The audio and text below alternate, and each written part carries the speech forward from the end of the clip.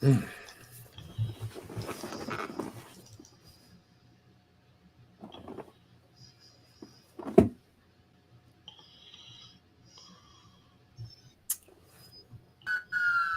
What you looking at, boy? What you looking at? I got a TKO on wherever the pool is at. What you looking at, boy? What you looking at? Got two toolies of my own, I don't need a gat. Hold up, no sir. Step into the mic, bring me closer. Sabotage back in the lab, and to stop that you gonna have to go through both. That swole up. Anytime I pull up the bars, I buck up my shoulders and pour the heart. Word to God, my gift. Hey, everybody. What's happening? What's happening? Shout out to the wifey.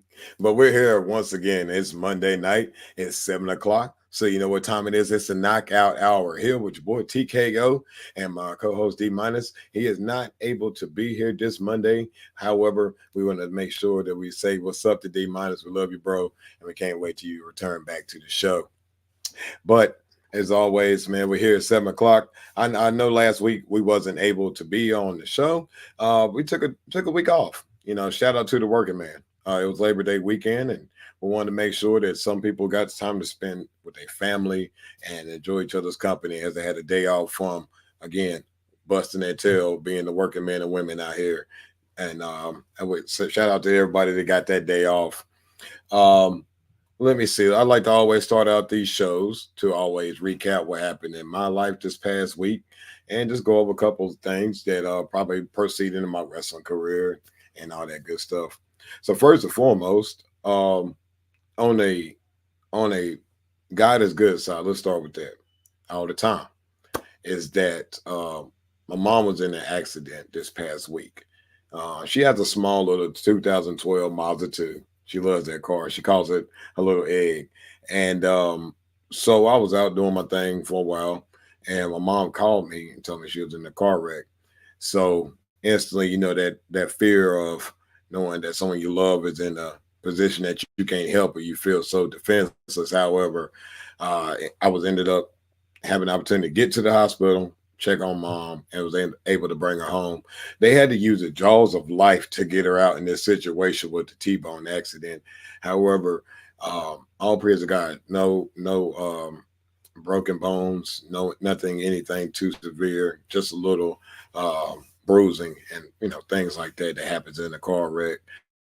Um, but I just want to say I'm so glad and grateful that God looked out for my mom, and thank you so much. And shout out to Mom Duke, she's doing just fine. She's still a little sore, but again, always in a situation like that, being on this side of the ground is a whole lot better than being on the other one. And the driver of the other car was fine too.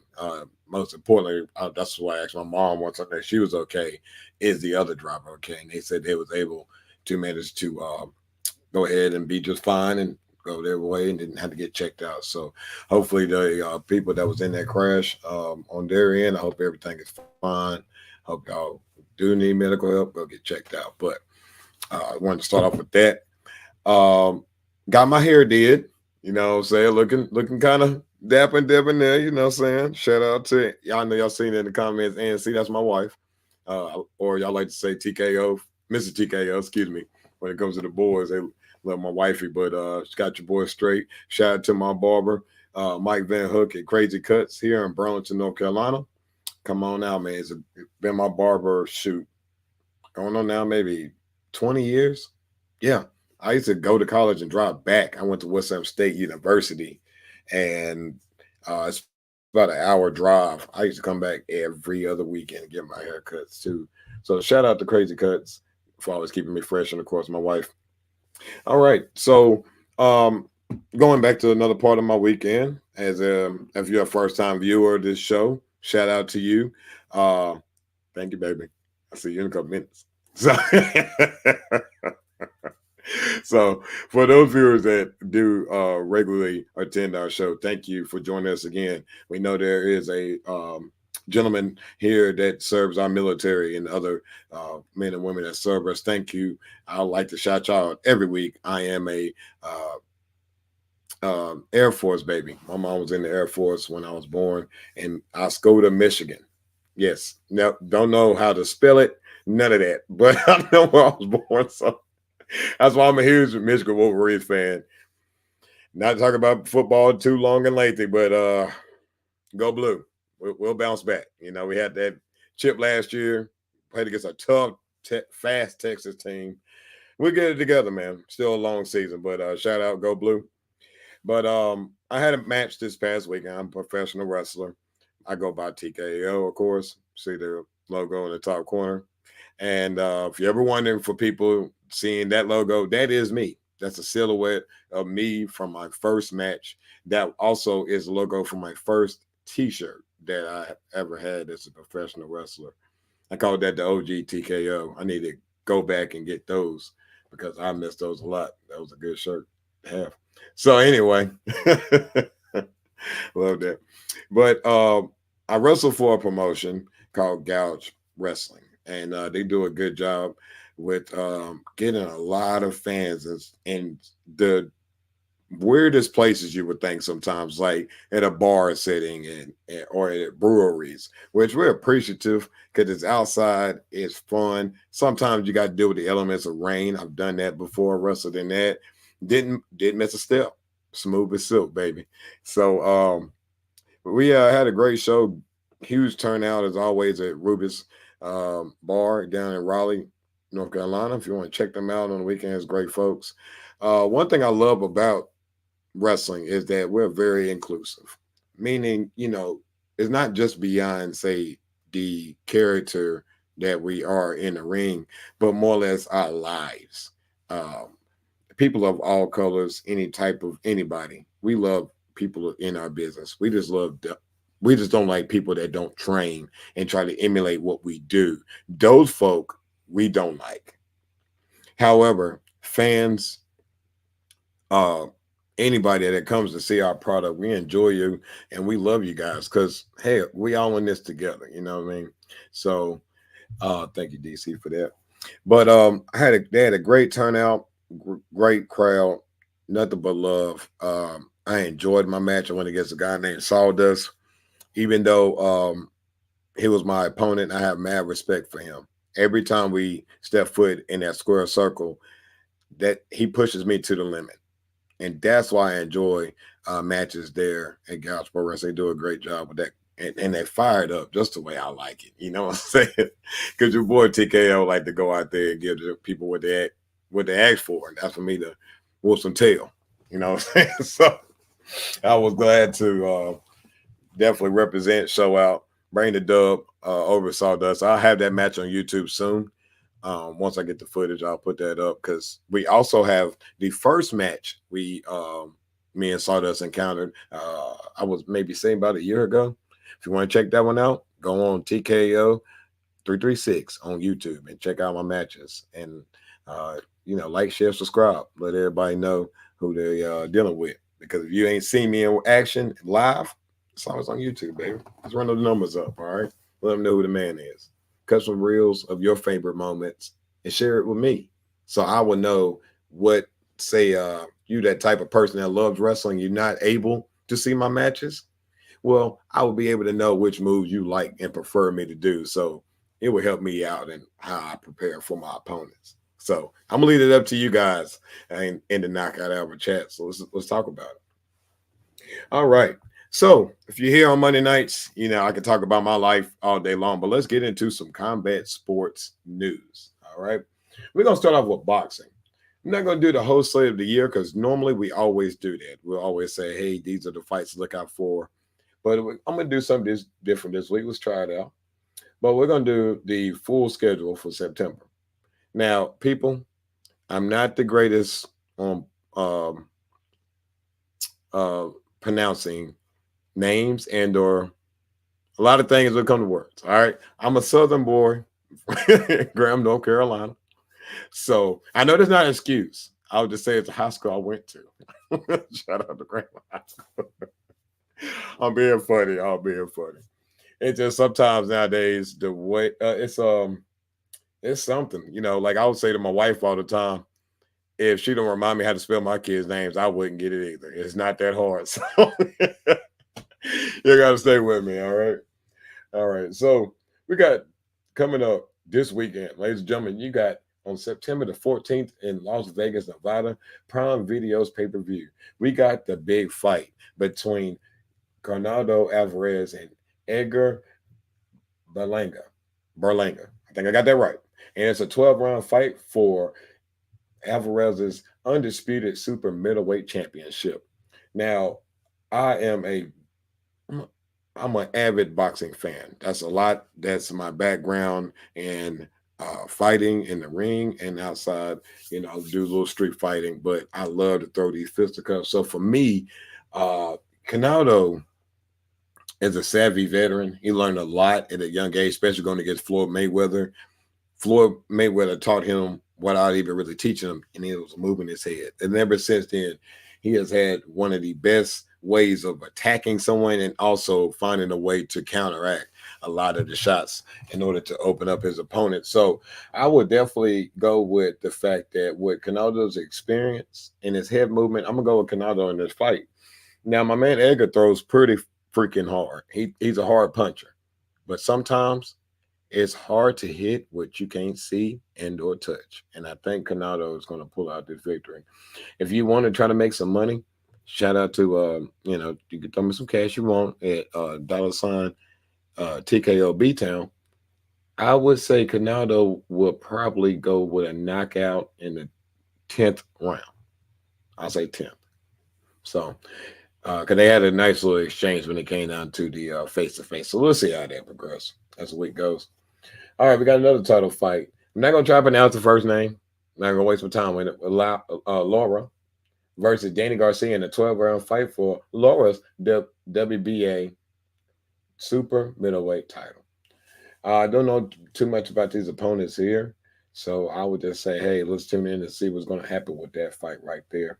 You also got Caleb Plant versus Trevor McCumbee in a 12-round fight for the vacant WBA interim superweight title. Haven't seen a lot of Caleb Plant lately. I know I've seen him early in his career when he was doing a lot of undercard fights. So don't really have a dog in this fight right here, but I do like some action. So may I want to tune in and check that out. And this is all going to be on the September the 14th card. And we got Stephen Fulton, and he's going against Carlos Castro in the 10-round featherweight fight. And then we got my man Roland Ramirez going against Manuel James. James, yeah. No, 10-round fight for the junior, and it's a junior welterweight fight. And so if y'all want to check that out this weekend, that is a good card to check out. I'm going to have fun catching up. If I don't get to watch it live, I get to watch the highlights. And it's even better watching the second time around. So if y'all ain't doing that this weekend, make sure y'all check that out. And let's see, another good card, but we're gonna go over one big fight for sure. It's going to be on September 21st in London on the Zone pay-per-view, and that's going to be a title fight between Daniel DeBose versus Anthony Joshua in a 12-round fight for the vacant IBF heavyweight title. And so I think that's going to be a really good fight. Anthony Joshua has really found a way to turn around his career after that knockout from Andrew Ruiz a couple years ago. It reminds me of the time of Lennox Lewis, where Lennox Lewis wasn't prepared for Hakeem Rahman, and Rahman rocked that man, if you get what I mean. And Lennox Lewis, however, came back and got the victory. I would say when it comes to boxing, Lennox Lewis is probably one of my favorite boxers of all time. One reason, first and foremost, I'm a southpaw like him. And also, he has beat every opponent that has beat him. Think about that, ladies and gentlemen. That man always finds a way to get his get back. So that's why he's always been one of my favorite boxers of all time. And we're just going ahead and end this segment right now for boxing. We're going to move right along. We got a lot going on today. And I'm going to try to get to my one of my matches, and I will introduce that. We got about 15 minutes before we get there. So if y'all hang in there with me, I'll try to get out some more news as soon as possible. So here's what a lot of people have been trying to figure out with the MMA card this weekend is that was it a good idea to go against Canelo Alvarez in a boxing match in the same city? Because these two guys right here are going to have the first fight. I mean, they're going to main event the first fight in the Spear in Las Vegas. It's UFC 306. You're going to be rehired season. And what we got is we got my man Shane O'Malley in action. He is 18-1. And I'm not going to try to butcher my man's name over here. So we're going to act like I know who this guy is. However, that's a huge fight right here this week because when it comes down to a huge fight, when I mean that, they're going to be fighting the crowd because reportedly the ticket sales are a little slow for the show in the Spear. I would say, man, it's a hard draw to really sit there and try to put a show right across the street or in the same city where you have boxing with Canelo Alvarez as the main event. I don't think that was a smart move, Dana. But however, I don't see the UFC taking too much of a loss. They still get a lot of viewership online, and so they're gonna do good on the online sales. But in the Spear, they got good camera angles and finding ways to. Hey, let's say if it's a light crowd, they'll find a way to work around it. They're one of the best in the game. But of course, UFC is not gonna always lose or nothing like that. It just hey, maybe it wasn't a good idea to run against Canelo Alvarez. Can we just say that, ladies and gentlemen? So I'm leaving it at that. And I think that's the only thing I'm really getting to with UFC this month. That's the only show I see that's really headlining anything right now in this moment. All right, so we're gonna get to Monday Night Raw. So this is the Monday Night Raw after the Bash of Berlin. If you guys didn't watch that, you didn't have a chance, please go ahead and jump to the Peacock Network when you get a second or two throughout your week when you got some downtime to be able to watch Bash of Berlin. What a pay-per-view. I enjoyed it. So many good matches. We have the fact that Jade Cargill and Bianca Belair are now two-time WWE Women World Tag Team Champions. And I think that a lot of people have been waiting for that for a long time, especially my kids. I know they have, and my wife and my family here. We've been rooting for them. We're big fans of them. But I will say Abaddon and Fire. I can't get their names right. However, I think they do a really good job, man. There was two young women in the ring. When I'm saying that, I mean experience, not to demoralize them or anything, but I think that they learned a lot in a small window because they went against a lot of good tag teams. So let's give a shout out to them as holding those titles and having a short run. However, they were doing their thing. So then we got Monday Night Raw. It kicks off Rhea Ripley open Monday Night Raw. She's feeling better than she has in weeks after the Terror Twins dispatched Damien Mysterio and Liv Morgan at Bash of Berlin. But then we had a couple interruptions where Dominic came out there to talk to her, and then Liv came out as well as Rhea was reaching out to get Liv. Her leg got caught up in the ropes and got tangled up. For a second, excuse me, long day. And she got tangled up in the ropes and hurt her leg a little bit. Damian Priest came out to help her out, and then it went to the backstage.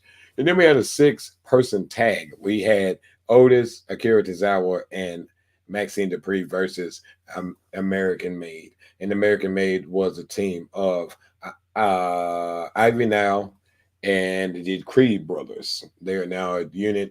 Has it been for a couple of weeks now, and it's still playing off of Chad Gable's departure from that group to make his own group that he feels is more elite. And so we like this story. It's really getting a chance to get these guys some time on TV, especially Maxine. I think she does a really good job. She's been training hard. I really enjoy her work. So shout out to Maxine to being ready. You know, like they say in the business, stay ready so you don't have to get ready. And she definitely showed up. So what happened was American Made got the win over Alpha Academy. Alpha Academy, excuse me. And then you had the Wyatt Six come out. And so after the match, Gable run his mouth about the Wyatt Six and issue a challenge for an 8-man tag team street fight next week. And Uncle Howdy appears and accepted. So we got that tonight. Tune in the USA Network and you'll get to see that match tonight. So the next match on the card, we had Selena Vega versus Shayna Baszler. Because of Hulu, tisk. Here we go again. I can't see all the matches. Can't wait to go to Netflix. Hopefully I'll put them all on there. Every match is important. But because I really would have liked to see Selena Vega work. I think that she's a really good talent. And I need to put on TV more often. But in this match, she takes a defeat to Shayna Baszler, probably with the help of the Pure Fusion Collective. I think they probably definitely assisted in her victory. Then you had a CM Punk promo where he was sitting there saying he wanted to say hello to the crowd there in Denver, Colorado. Looked like he was running mouth a little too much because then Drew McIntyre came out and gave that boy one heck of a beating. He really did. And so they had the medical staff come out, come check on Drew. CM Punk, which will lead to what everybody already knows and feels that we're going to see possibly a Hell in the Cell matchup at Bad Blood on October 5th in Atlanta, Georgia. If you're in the Georgia area or you can fly out, see that, go check that out. You have the show, see if you can find tickets online for Bad Blood. And that's going to be on October 5th in Atlanta.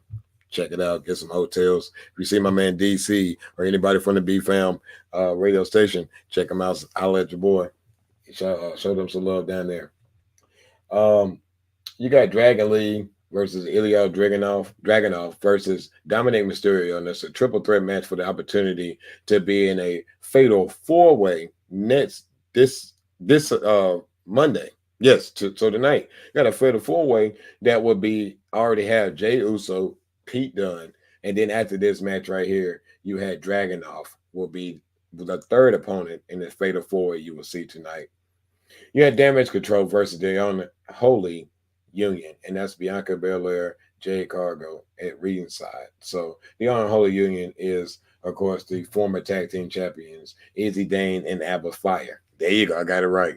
And this right here was a number one contendership match between these two teams, and the Unholy Union defeated Damage Control. So wow, they came back with another win, and now we're gonna probably see another matchup between Jade Cargo, Bianca Belair versus now the Unholy Union. So Gunther comes out after a tremendous matchup between him and Randy Orton, and he's stating the fact that he's standing on business. That man's letting everybody know he is going to be the man to beat of the future. And so out of nowhere, here comes Sami Zayn. Sami Zayn. All right, Triple H. Get about tired of this. See, there's nothing wrong with Sami Zayn, but you're making someone like myself not like him because I do not want to see this match. We already know the outcome. So it's nothing teasing about this. I like the Randy Orton one. That was very good. Made sense. This one, sir, I think you got this one wrong. So he's pretty much trying to call his shot because when Gunther heard him out, he laughed and said, no. And I appreciate you, Gunther. Shout out to you on that. And then we had one more triple threat match to determine the last person in the fatal four-way for tonight's opportunity to go against Braun Breaker for the Intercontinental title. And you had Braun Strowman versus Sheamus versus Ludwig Kaiser. And your winner, after coming back from a brutal beatdown from Bronson Reed, you have your winner is Braun Strowman. He'll be the fourth person in there. And to end the show, you had Jey Uso and Damian Priest versus Finn Balor and JD McDonough. And of course, you knew the outcome of this one. Uso and Damian Priest comes out with the win, and they end Monday Night Raw. Overall, I think it was a great show. I enjoyed it for the matches I could see. And I think it was a very well put together show. I would just say put some seasoning in there, baby. It's a little bland. You need to probably add some flavor up in that thing, baby. You know what I'm saying? So that was my review. I think it was a very good job by everybody on there. I like the fact that now WWE makes the show feel like it does. They did in the 90s where it puts that whole 3 hours together. They start with a premise throughout the show. They work it through and they get to a finish. And it progresses everything along the way. Good job by WWE. Appreciate that. Like the job. All right. So before I get into the SmackDown review, I can do that in a couple of minutes. Let's go ahead and take a second and check out a match of mine that was involved with a person that been on this podcast several times, a brother of mine in this business named K Killer. Me and him had to go against a match. We issued a challenge here a couple weeks ago. Well, excuse me, a couple months ago, excuse me, on this here knockout hour. Go back, check it out. It's a couple episodes back, where we issued a challenge to Baby Lotion and Moses Ireton, because Moses wanted to stick his nose in my business and wanted to bring his little homie around because, hey, I mean, who else would want to be around that piece of crap? Moses Ireton. So what it does, me and K Killer, as we do, go out there and we serve a little bit of justice and we lay some blows. So we're going to sit here and show you this is the first video from my last show at the Icon Pro 3-year anniversary show. So for everybody seeing this is one angle that we're working on the videos right now behind the scenes. So tune in, check out the video if you're live watching us. It's gonna be entertaining, I would say the least. And yeah, so DC, when you're ready, you can go ahead. Oh, well, apparently it didn't work. Well, never mind. We can keep moving along. So if it does, just go ahead and air it, and then I'll just go ahead and go with the video. All right, if it happens. If not, no problem. I appreciate you. And everybody give a love and shout out to DC. He works so hard for everybody here at the B Fam 109.6. We love him a lot, and he does a lot of great work and great opportunities for people like myself. So shout out to my man DC. All right, so we're gonna move to Friday Night SmackDown. And so on the Friday Night SmackDown, they did a little recap, and it started with a recap, of course, of Bash at Berlin. And one of the matches, of course, was the WWE Heavyweight title match between Cody Rhodes and Kevin Owens. And the winner of that match was Cody Rhodes. There were several times that Kevin Owens could have took the opportunity to take the victory. However, he let his friendship come over his success. And I think that will play a little bit more into the future of Cody Rhodes and Kevin Owens. So I don't think we're finished with this yet. I think, as we like to say, or it's always cliche, we just getting started here. So let's keep an eye on that. We'll see what happens as time moves on and that keeps crossing paths. We'll see what happens. So we got that segment right there. So we had, now, here's the thing too, before I really get into this with SmackDown. WWE, I don't know what happened, but why'd you take WWE off Hulu? You just took it away overnight. Now, I'm at times so really busy that I cannot be able to manage to sit down on these distinct times to watch them. Again, if you are, that's cool. Thank you for doing that. However, come on, man. Don't really. You're just going to sit there and just take it off of YouTube overnight. Don't tell nobody. Come on, man. You got to do better. Inform people. But I wasn't able to see SmackDown. So with the reviews, I'm going off of what I see is the victories, and or I guess I could piece together what probably is the story that's going to go on. So we got Bayley versus Tiffany Stratton. Now, when it comes to this right here, Bayley is having one of her first matchups since losing to Nia Jax at SummerSlam.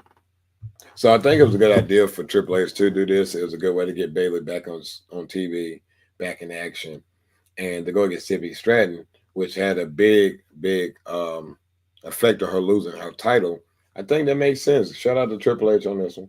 I think that, and the team, I think that makes sense. It's consistent booking that I think as a fans today of WWE really enjoys as much as myself as well. So thank you for that callback. However, Bayley comes out with the victory over Tiffany Stratton. I think it was the right call. You got to get some baby faces up on SmackDown, especially in the singles divisions. It's always good with the tag divisions, like with Bianca and Jade being up right now, that you have a lot of baby faces climbing their arcs. And I think it's time for Bayley to go ahead and try to make a move. Because either way it goes, let's say that Nia Jax does lose the title with Tiffany stabbing her in the back and cashing in. There's always a way for her to, and when I'm saying to her, me and Bailey, that now you're already in that story that had the opportunity for the title shot right after, of course, possibly the rematch between um, Tiffany Stratton and Nia Jax. So I think that was real good character arc. Where we're going with both of these women in that storyline. We got Giovanni Da Vinci. He makes his SmackDown debut as a singles star. They took him off TV, cleaned him up, trying to see if they could find a new way to present him on TV. And he goes against Apollo Cruz. And you know what? Here we go on this one. Vinci has not been in a match since he was kicked out of Imperium. So this was WWE's attempt to repackage him into something closer to his NXT character again. Before he could even get his sweatsuit off, Cruz rolled up Vinci for a quick pin. So your winner is Apollo Cruz defeating Giovanni Da Vinci. Wow. Um, was that the right call? We shall see. All right. Thank you, Alex, for asking us a question. He asks us here. It says, "Who would you take in the match if Tiffany and Nia matched up?" All right. So great question, by the way. I love that question. Now, me, I think that I would go with Tiffany Stratton in this matchup. She's younger. She's fresher. I think she really grabs the attention of people outside of WWE. So I think that if I'm going with a company side, put it on Tiffy because also too she has a lot of character and charisma. Now my wife says Nia, of course, I love Nia's work as well. Nia is a great women's wrestler. I think people give her a lot of crap for no reason. I'm gonna be honest. If you're a performer in that ring, I don't care what you say. When somebody tries to tell you what you should or shouldn't do, I'm going to let it be known right now. There's no should in professional wrestling. It's what it is. Because in these moments, and this is really kind of to life as well. You could plan a trip, have all the destinations set up, every gas station you're going to hit, every food place you're going to hit, but then you got to realize maybe everything will go to plan. You got to pivot. Excuse me. So I think that's where people got to realize people getting a hard time. So I go with Tiffany Stratton. He said, "Do you think? You don't think her relationship status hurts the story?" I like Nia here, and agreed. I think like say with Nia, she's the more believable champion. If I'm saying that I want a real uh, seasoned champion that is again what a women's division should look like, then I would go with Nia. But I think it's on the side of Tiffany is again, it's something about her. It really is. I don't think it will hurt either one of these women. So say like when they go against this match, I think Tiffany has to cash in and win. Now, if she fails, I think that could hurt her more at this time because now it's like she will have to go to the bottom of the totem pole. No, sir, it's not. No. No. I wouldn't say that. Now, however, if people see it that way, again, I could understand. I very much can. Because I would say this. Today's WWE women are, let's say, gorgeous. All right. But they also are probably the most athletic wrestlers I've ever seen in my time in this business. You got people like Charlotte Flair. I could count countless amount of names. But look at someone like we're talking about with Tiffany Stratton. She comes from gymnastics, just like Charlotte. So her ability to what she can do in the ring, she's not even able to really show you all of it because she's just starting out in the business. I love that lady because, like I said, she has a full plate of potential right in front of you. And I think she's going to eat it all up, man. It's going to be like Golden Corral. She's going to give you so much later on. And y'all guys gonna be like, man, she's phenomenal. But shout out to Nia Jax. I think that she's holding down I think she was the right decision to win the Queen of the Ring. I think everything they're doing with her is perfect. I already like the deception they adding into play. I think they're doing a very good job with the camera works, the way they use the backstage. Sometimes some people think it's too excessive. I've seen that online. That can be the case, but I enjoy it. I like to feel like we're putting it all together. Shout out to my daughter. Hey, baby, how you doing? She's saying, hey, my daughter Tiana. But thank you, Alex, for your questions. I don't think it's always necessarily about the visuals when it comes to the body. I think sometimes it's just again the potential she has, and she's young, and I think it's a good change up to have on TV. But I love the pairing with the two. It's very good, very very good. Especially they segment a couple weeks ago with the Queen of the Ring and getting pretty deadly on there. I like it a lot. So thank you for that, Alex. We got a little backstage tussy going on back here. And we had Kevin Owens versus Grayson Waller versus Austin Theory. And they put themselves in a triple threat match. Hmm. Well, didn't get to see much of that right there. I don't know why it was a triple threat. However, your winner is Kevin Owens, and he defeated, of course, Grayson Waller and Austin Theory. Really quick about Austin Theory, and this goes to like say back about the comment with Tiffany Stratton. This is where if you don't allow the young kid to kind of come up, then this is what happens. Austin Theory, I would say, is one of those young guys that I would see in the light of a young John Cena. He really is, man. Got a great physique. You can that kid is nothing but money, but it's only a matter of time. I think where when I first started on being on these podcasts on the Saturday shows, shout out to Get Money Sports, shout out to Damon on Friday nights. They gave me the first opportunities. A lot of those questions came up to how Vince McMahon, the departure of him, and how it's going to transcend over with Austin Theory. That's one of those good examples of when you had a really good young talent, and if you don't push him, he has to go down. Those are one of those ones I was kind of worried about, and it was Austin Theory. All right, another good question. Let's say, what do you think is next for the Bloodline? The story is going to weird places for me. All right, let's jump to that right now because I will go ahead and answer that. So with the Bloodline story right now. So I think I've seen that there are things about to be coming into play. I know that Jimmy Uso is pretty much cleared to come back on television. I think that The Rock is appearing soon. Heard the reports he's coming back. I think he's done filming or he's taking a break. So those two guys are coming back.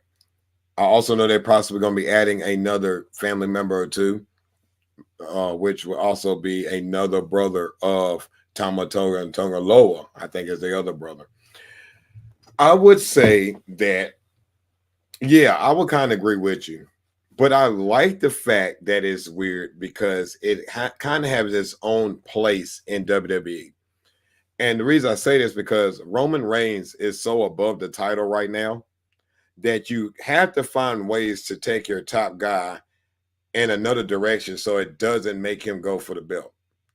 And I think this is a great storyline, but it also goes back to what Roman was saying about when he re-signed his contract, he was going to do it for his family. It was all about making sure they ate.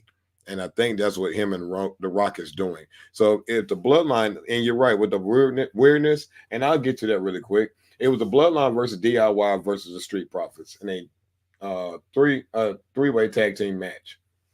And this is where I agree with you. Why would Jacob be in the match if he's no longer the tag team champion?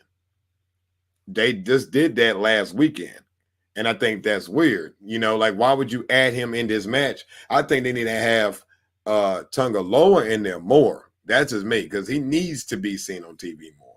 But again, I think that they're going into their own universe away from the main product right now, which is cool because I think that these two worlds they're in should not intercross. But that's just me. I got a comment here from Shy66 that said, I disagree. I'm tired of hearing about the Bloodline. I like the way wrestling is without them in the front.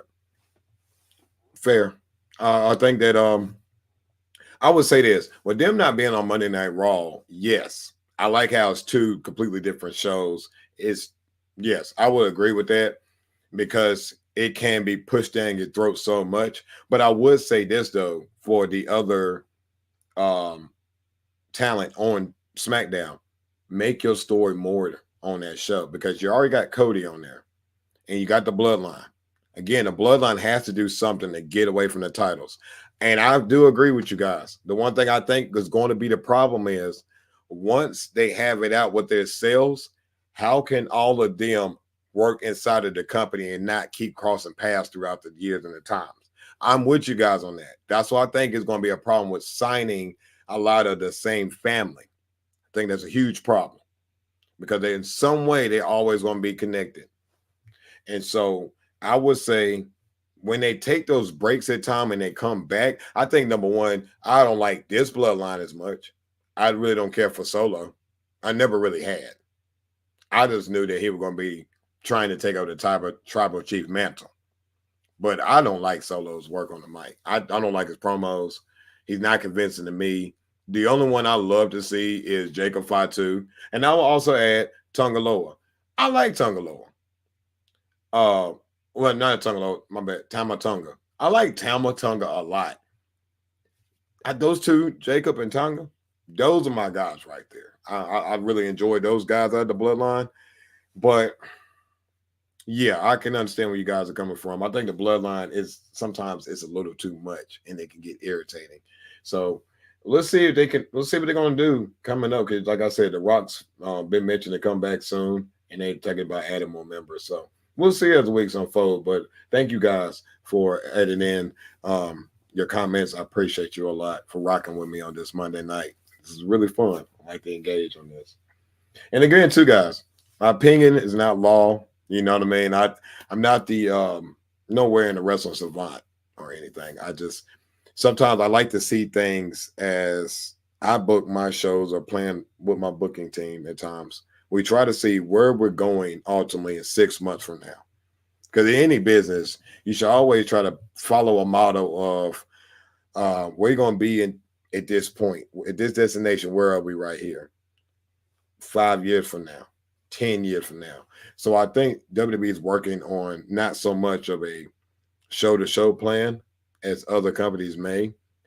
They're working on say, hey, we're going to be here in 3 years.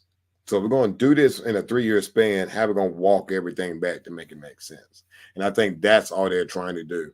And if you know the direction you're going, it makes it easier as a company to maximize your marketing, your advertising, your selling. Because again, this is a business. You got to get the money to pay for those paychecks.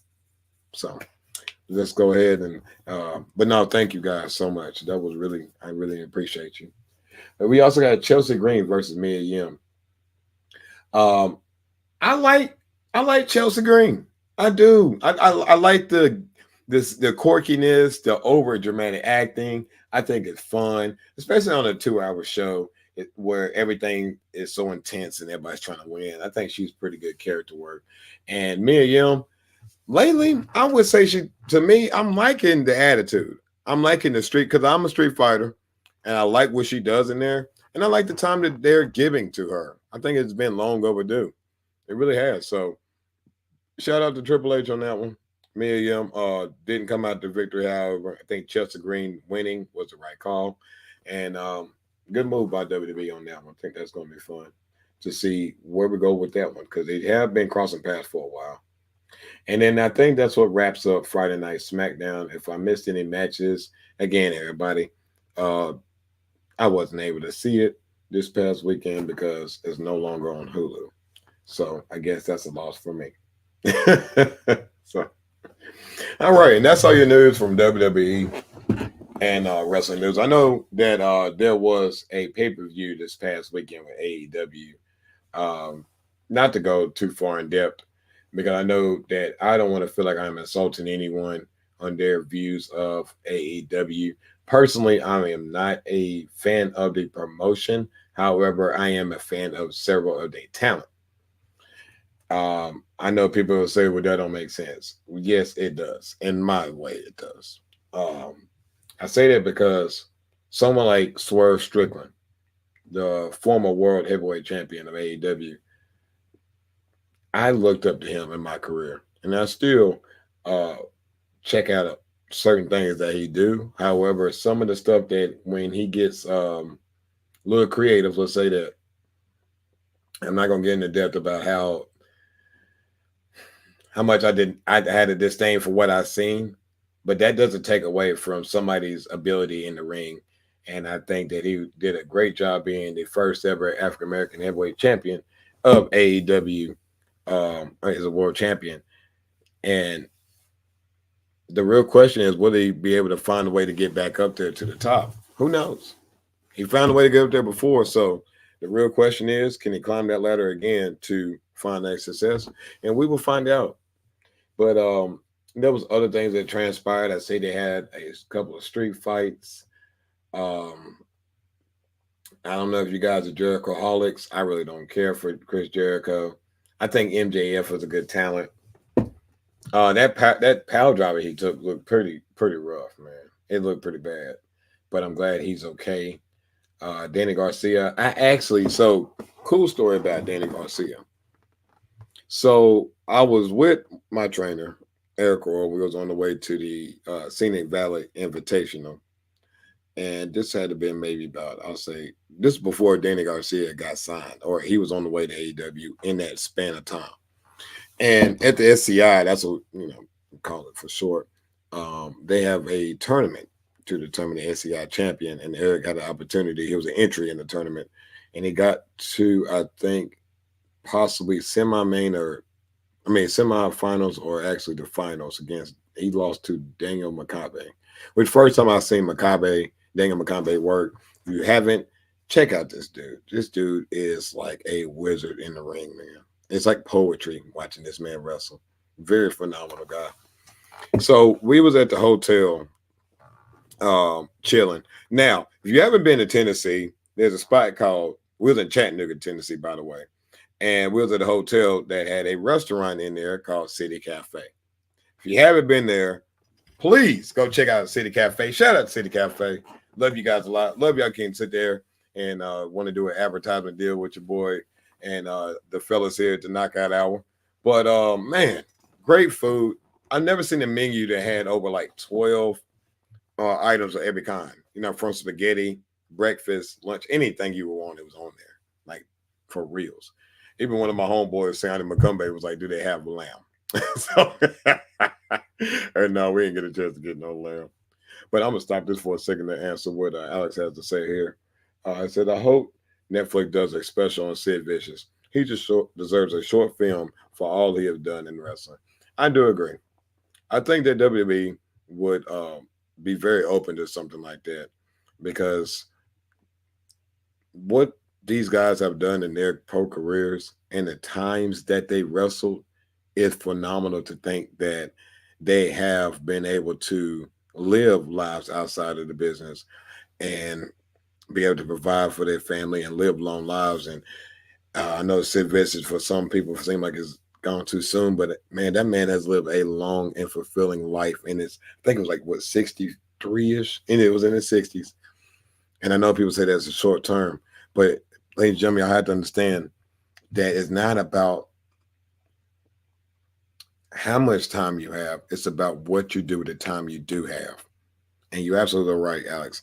He actually was a big influence to how Booker T himself actually started in WWE because Stevie Ray was working out with Sid Vicious, and then Booker T was doing time for petty crime. He was stealing, well, not petty, excuse me, armed robbery at the Wendy's in his city. He did some time. When he got out, Stevie Ray hollered at him. They got to Sid Vicious, and Sid Vicious was the one that got them the opportunities. And so, yes, that's one thing that really stuck out to me about Sid Vicious, was always a person that spoke up highly in professional wrestling. So RIP, shout out to you, Sid. Rest in paradise, my brother. We love you, and thank you for what you've done for this wrestling business. All right, got another question here. It says, I wonder, how do you feel about Pat McAfee doing the commentating? He's kind of retorted to me, so he is almost a character. I think like sometimes with him, he's one of those guys, I enjoy him when he's there spontaneously, not on a regular basis. I think that the first time he was on Friday nights when SmackDown started out there, He was very good, but I think he's one of those guys where now he's being seen too much. Now, of course, that's more money in his pocket and pushes his brand, but I think sometimes you can kind of wear some people out on your appearance, and he's kind of getting that way for me too. I ain't talking down on the man. I would say like I don't listen to his podcast as much because now you're also in the video game, which I do like playing WWE 2K24. Now he's on the game. Now you're on college football. Now you're on, it's like, yeah, I can understand. It's almost like Logan Paul, right? I don't know nothing about Logan Paul's career outside of wrestling, actually. I know he's very successful with his Prime Energy drinks and things like of that nature, but I do not watch any of the stuff that he does. I really don't. I really don't. Yeah. Yeah, he really is. Like, if you can make Nick Saban kind of get irritated and you're in a panel and Nick Saban's getting paid to be there, absolutely. I think he's kind of getting a little annoying. So I would say this, and I'm glad you brought that up too. Thank you. Thank you. We're having a good show. Thank you. I think that with Joe Tessitore, I enjoy his voice, his cadence. It sounds professional. It makes wrestling seem like when JR was there on the call. Oh, that's my dog. He's my wife had to go pick up our baby from volleyball practice. But I like Joe Tessitore's voice. It sounds really professionally, just good tone, good pitch. And I'm glad he's on WWE. Keep him, y'all. Please keep him, regardless of if Pat McAfee comes back or not. Keep Joe Tessitore. I have to not lie. I was really hoping Pat kissed Saban instead of hugging him. That's a good one. I know, right? I mean, and like someone like Nick Saban, I like the grumpy old man, and then I just do my little cuss words, and it pop the boys. It's like sitting there with your dirty old uncle where got the cool jokes you can't tell everybody else. You know what I'm saying? But yeah, man, I wish he would have done the same because that would have popped everybody right there. But I would say, man, that going back to commentating, that is, now I will say this though, it is very hard to be on the call at those shows because that's like Michael Cole. For a long time, people didn't like Michael Cole and WWE. And over these times, we forgot about how good he really is. So I wish they give him his flowers once he's done. It says, I watch Get Money Sports too. How do you feel about that getting all that bread, bro? We're going to be so good this year. I like the move. I think Dallas did the right thing at the right time. Go ahead and get it out the way. I do agree. I think we're going to have a good season. I would not judge that off of the Browns so much because the Browns got their own personal turmoils that's going on that they need to figure out. But I do like the schemes that they ran. I like that they got away from Garrett by just swinging the pocket out, letting them shift, making those quick throws. Possibly as the year develops and they keep doing that, they can find someone on the backside of the head on that play. And I think that'd be nice. We know you shouldn't throw across your body, but something's there. But I would believe that Dak is the quarterback for this team. I don't think he is the problem. Last year in the playoffs was our defense. They try to get too mixy. They try to run zone. And I'm sorry, I hated the Dan Quinn defense for years. We're not the Seattle Seahawks. I don't know what the heck he was running these past couple of years. But I think a lot of the reason why Dallas had to struggle so bad is, again, defense is your cornerstone.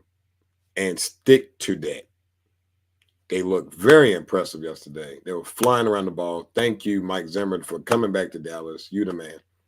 So, yes, Alex, we're going to have a great season. I think we will finally get to the NFC Championship game. And then from there, we'll see what happens. But let's go Big D. DC for life in here, baby. But before I wrap this show up, couple of quick things that I want to get out there about Icon Pro Wrestling. We're having a show October 19th. It's in the works right now with the flyer. Got the talent. All we need is you. We need everyone to see you guys once we go ahead, and it'll be all the information for the show will be ready next Monday at 7 o'clock here on the Knockout Hour. We'll be able to give you all the information on where to find your tickets. Buy those tickets. That's right, baby. How about them Cowboys? Our year is every year. That's right. That's right. Mr. TKO said it. That's right. How about them boys? That's what we do, baby. That's what we do. We're Cowboys house here. That's right. Talk down to my boys. Anyway, thank you, baby. But no, but I would like to say, you guys, Icon Pro Wrestling is a company of mine here in Alamance County, North Carolina. We work very hard to provide you guys with great entertainment. And we're going to make sure that on October 19th, this is probably our last show of the year. We're going to get the show out the way. It's going to be a Halloween show. And we want y'all to come out, wear your Halloween costumes, bring your bags, and we're going to sit there and make sure you have plenty of candy and plenty of wrestling. Because we got 7 matches slated on the card, and we'll give a rundown as the week goes on. But please take the time to be able to check out Icon Pro Wrestling LLC. Check me out at TKO336 on YouTube. It only takes a click and a couple of minutes of your time. The more y'all go on there, you share, subscribe. Make sure you guys know that we're trying very hard out here in independent wrestling to make a name for ourselves. And we'll love if you take those times to be able to clip our works. Share it. Let us know that y'all appreciate what we do out here in this industry because, hey, we're putting our lives on the line to provide good, wholesome entertainment, especially Icon Pro Wrestling, just for you guys and ladies to have a good time. I'm going to ask this one last question from right here, from Alex again. Thank you, sir. Did you pass DC in the baseball parlay this week? And we're rooting for you up here in Canada. Let's go. Shout out to the 6. Shout out to the 6. That's what I'm talking about, Alex. I don't know yet. I just got to check. I was busy today, man. Really busy. However, I am going to look at that because you remember I said I need to talk to the HR department. They made fun of me this weekend. That's another strike to the HR department. I'm writing it up, all right? I got write-ups. Then I'm sending up there. You're right, Alex. Shout out to the 6. TKO, the man that is getting emotional, y'all. Worked his way from the bottom, week by week, doing all the hard research that the other fellas is not doing. That I made my way to the top. Now, I'm not gloating. Lord knows I'm not trying to gloat. I'm very humble. All I know is if you roll with me, Alex, and the rest of you folks, thank you. Just like here on the Knockout Hour, we surpassed 100,000 viewers because of you guys. So I'm going to bring that same energy on Saturday. Hopefully, I'm in first place. And we'll see how that show shakes around. We're going to like maybe just change that too. Like Get Money Sports with TKO and them. You know what I'm saying? Get Money Sports with TKO and them. I like that. Don't you like that, Alex? All right, see? Baby. You my man, Alex. Appreciate you. And Shy66, thank you for tuning in as well. But we're going to wrap this show up. Shout out to Gals Pro Wrestling. Thank y'all so much for having your boy TKO this past weekend. If you want to be able to check out some of my matches, some of my videos, hit me up on the socials at TKO336 on Facebook, YouTube, Instagram, all that good stuff. If you want to check me out on Icon Pro Wrestling, please check us out on all social media sites as well. And I know my man DC got something to say before we leave the show.